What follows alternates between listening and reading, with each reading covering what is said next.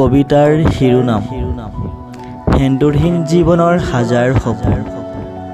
ৰচনা ৰাজ আহমেদ, আবৃত্তিকাৰ আৰ.জে. ৰাজ।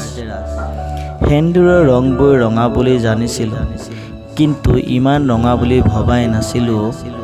য'ত হেৰাই যাব পাৰে সেন্দুৰৰ কোমল কহুৱা।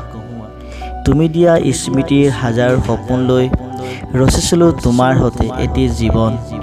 তুমি শেষবাৰৰ বাবে গুডবাই কওঁতে অনুভৱৰ সন্মুখীন হৈ পৰিছিলোঁ, আৰু তেতিয়া মই তোমাৰ প্ৰথম হাইৰ মূল্যহীন কিমান আছিল।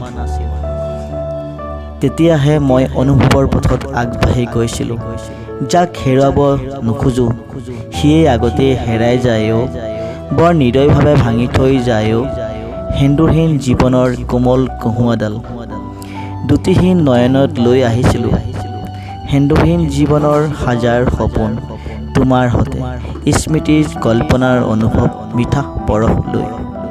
কোনেনো বুজিব কহুৱা কোমলৰ সেন্দুৰহীন লতাক সীমাদি বগাই ৰৈ আছোঁ নিশাৰ অন্ধকাৰৰ মাজত তোমাৰ বাবে, মাথো তোমাৰ।